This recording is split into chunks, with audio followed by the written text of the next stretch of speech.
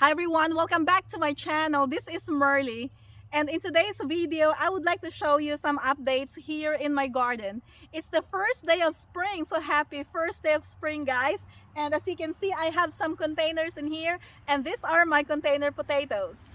If you have seen my seed starting schedule, you might be wondering why I am planting my potatoes right now when in my schedule my potatoes will be planted on April 16th. Well, I am doing a little experiment in here where I am planting my potatoes here in Zone 7, Kentucky a little bit early and see what's gonna happen. I looked at the weather forecast and we don't have any freeze within the next week. So I think this is a go. I already have this set up. I'm gonna show you what this looks like. This is how I set up my container potato garden. I have here a laundry basket, and then I lined it with a black trash bag, and then I have some cardboard liner, and then I put the potting mix inside. I put some organic bone meal and then a couple of potatoes. These are the Yukon Gold potatoes that I am planting. I still have a bunch of potatoes that need to be planted. So my next batch of potatoes will be planted on April 16th. And then later on, I'm going to show you the progress of these potatoes and see if I am successful in planting my potatoes here in Zone 7 Kentucky Garden earlier than usual.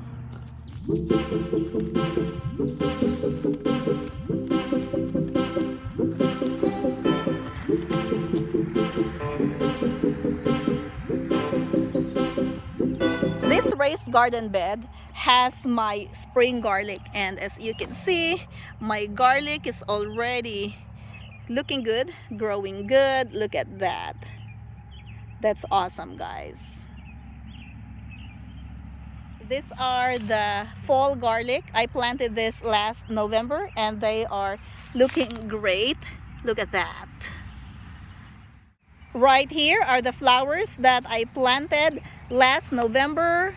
The daffodils are blooming already, and then we have some more bulbs that are ready to bloom here in a few days. And then these are the tulips right here that I planted at the same time I planted my daffodils. Next is my strawberry bed. So this one right here is my strawberry bed, and as you can see, let's take a closer look at this one. Some of my strawberries already have flowers in them, so that is cool. And I have another spot in my garden where I have some strawberries that I need to transfer.